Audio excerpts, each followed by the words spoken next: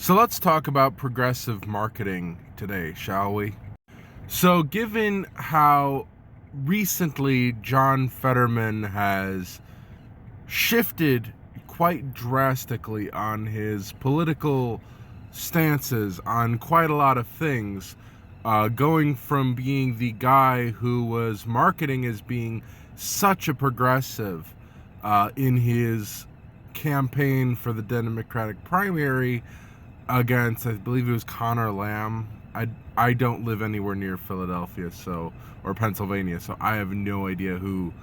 I don't remember all the details, but I remember that he was running as a progressive in the lead up to everything going on with,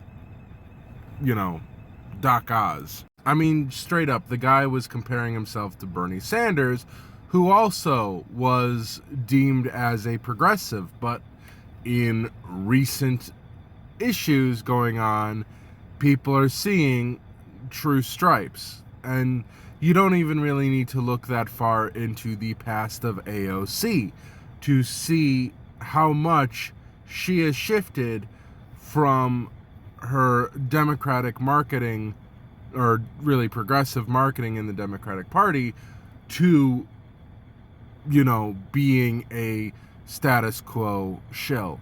Because that's quite literally what it is to not be a progressive. It is to be shilling for the status quo. It is to be conservative. Because really, that is the opposite of progressive, is conservative.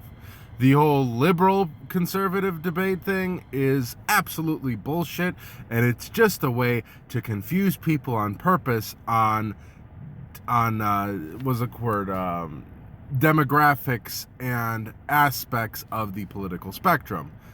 This is part and parcel as to why those of us on the actual left refer to the Republicans as much of a liberal party as the Democrats, and the Democrats as just as fashy as the Republicans. But I'd further like to go into some aspects of how this is something that's somewhat easily done, because really, progressive marketing is something that, again, like I alluded to earlier, is something that has somewhat fashionista roots as to how it can come forth. You see, both of them operate on an idea of false populism, i.e., getting popular support through ideas that the populace likes. However, their reasonings are very, very different. And I'm going to be using one example on this concept, and that is abortion. Now, the Republican Party, the far more fashionista party, the far more conservative party, is something that does not like abortion. But if you really go down and examine the material conditions that they wish to create with the lack of abortion access, it ends up being desperation for poor families, poor women, and poor children. Thus, hey, they're poor.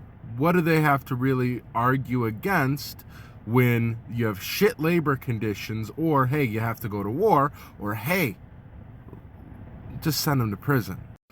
But they wouldn't argue for that in paper. They wouldn't argue for that out front, but that is what their policies result in.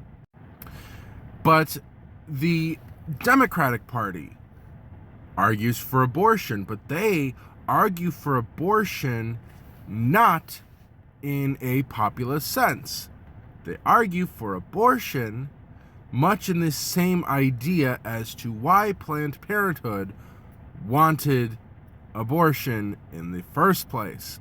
For those who don't know, Planned Parenthood originated as a eugenics movement. And basically, the idea was to sterilize the same poor and underprivileged classes. The idea behind the Democrats' access to abortion for all is literally through just, let's not have any more poor people. Just get rid of the poor people. Maybe not right away, but one generation at a time. When you're actually looking at the truly progressive situation, the actual left, what needs to happen is you need to have this kind of situation be something that is the woman's choice, or really the person who has a uterus's choice, on if they're willing to undergo a procedure that, lasts 9 months and so on and so forth.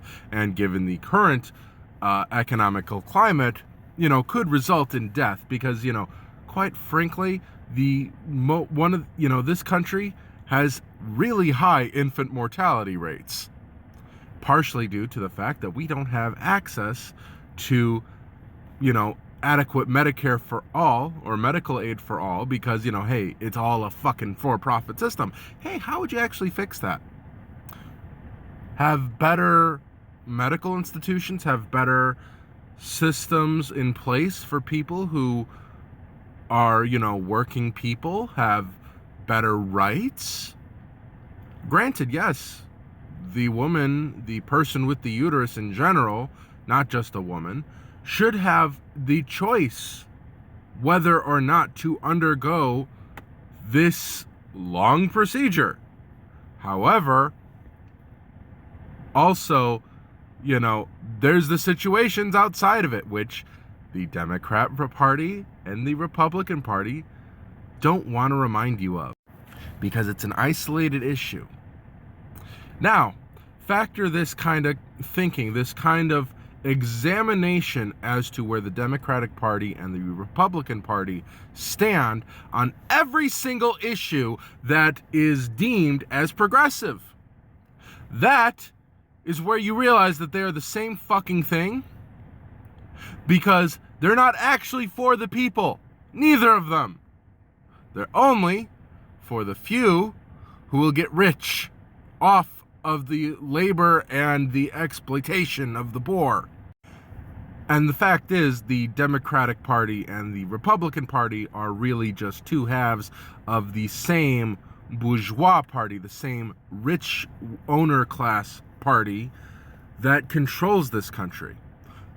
This is something that cannot be fixed through electoral means, because the system is designed to withstand change.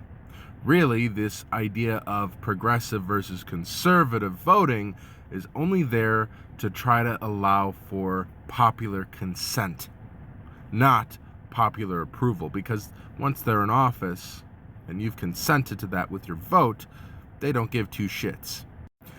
Educate, agitate, and organize. That is how you start getting us out of the situation.